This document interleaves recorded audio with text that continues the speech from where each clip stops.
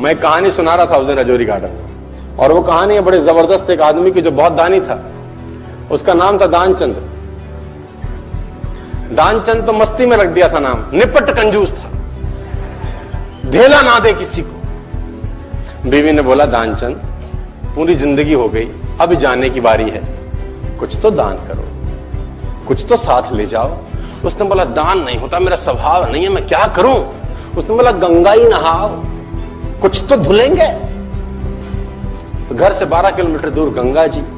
उसने बोला चलो गंगा जी नहाने में कौन सा पैसा लगता है। पैदल पैदल गया 12 किलोमीटर, क्योंकि ऑटो करूंगा तो। गंगा जी पहुंचे। अब बोला वहां घाट पे जाऊंगा तो पंडा मिलेंगे, वो मांगेंगे। वो मैंने मुर्दा घाट गया कि वहां तो साला कोई झंझट नहीं, इतना कंजूस। अब कहते हैं कि भगवान को मस्ती सूझी। भगवान ने कहा ऐसा आदमी नहीं देखा। अब वो जैसे ही डुबकी मारने अंदर झुका, भगवान पंडा का रूप बना के सामने प्रकट हो गए। जैसे ही बाहर निकला, भगवान ने कहा जजमान की जय हो। उसने बोला तुम कौन हो? बोले हम पंडा हैं, बड़े संतोषी ब्राह्मण हैं।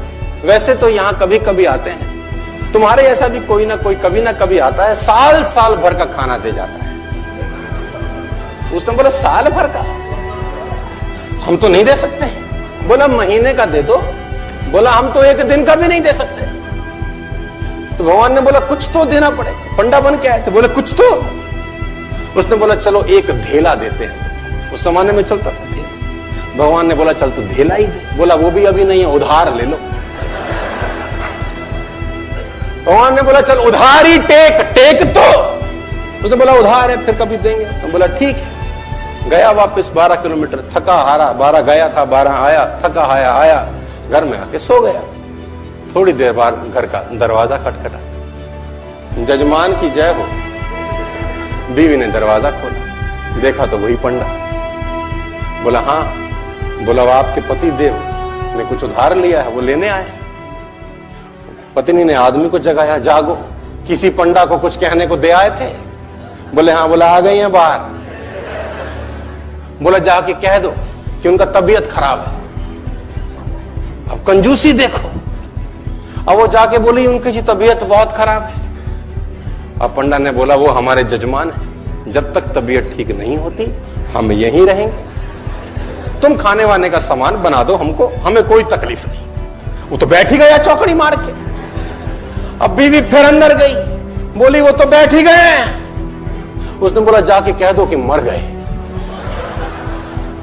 अब ये आई रोती रोती, तो गुजर गए, अभी मर गए, उनका तो इंतकाल हो गया। इसने बोला जजमान गुजर गए?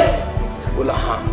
बोला तुम कहां गांव में जाके अकेली औरत खबर परोगी, हम खुद ही खबर कर देते हैं। बाहर गए, और जब तक तो वो रोकती तब तक तो बताए सबको कि दानचंद गुजर गया, दानचंद। अब धीरे धीरे धीरे भीड़ इकट्ठी होनी शुरू, धीरे धीरे धीरे भीड़ इकट्ठी होगी। दानचंद के घर में इकट्ठे हो गए। अब दानचंद को बांध लिया, ले जाने की बारी। अब वो बीवी रोवे, ये मरे नहीं है। लोगों ने बोला ये तुम्हारा मोह है, ऐसा तुम्हारा मोह है, सबको होता है। और वो कम वक्त भी बंध गया, सांस रोके बैठा है। अब उसको ले जाने लगे, राम नाम सत्य है, और वो भी चल पड़ा। इतना निपट कंजूस, चिता पे रख दिया। भगवान ने बोला दुनिया हमसे हारती है, हम इससे हारते हैं। भगवान ने बोला ये मर जाएगा साला, कुछ देगा नहीं। भगवान ने बोला हम जजमान के कान में कुछ कहना चाहते हैं। लोगों ने बोला कह दो महाराज, अब तो बस तैयारी है। भगवान ने उसके कान में बोला आया हूं बैकुंठ से, तुझ संग नाता जोड़।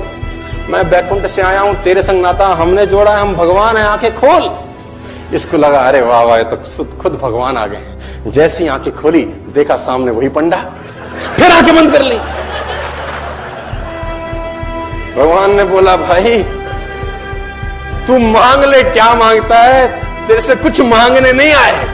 इसने बोला हमको कुछ नहीं चाहिए, बस धेला छोड़ दो और जाओ। तो इतना कंजूस,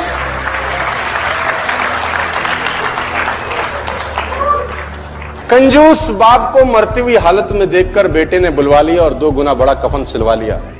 कंजूस बाप को मरती हुई हालत में देखकर बेटे ने बुलवा लिया और 2 गुना बड़ा कफन सिलवा लिया कि बाप ने जिंदगी बड़ा बड़ा दर्द सहा, ना ठीक से पहना ना ठीक से खाया, अब कम से कम मन भर के उड़ा तो सकूंगा कफन। कहते हैं कान में पड़ते ही बेटे की बात बाप जी ने खोली धीरे से आंख, बोले बेटे ठीक नहीं है तेरी मर्जी, क्यों करता है फिजूल खर्च। इस कफन के आधे कपड़े से मेरी लाश ढकना, आधा संभाल के रखना, कपड़ा है रखा रहेगा, खराब नहीं जाएगा, तू जब मरेगा तेरे काम आएगा। इतनी कंजूसी।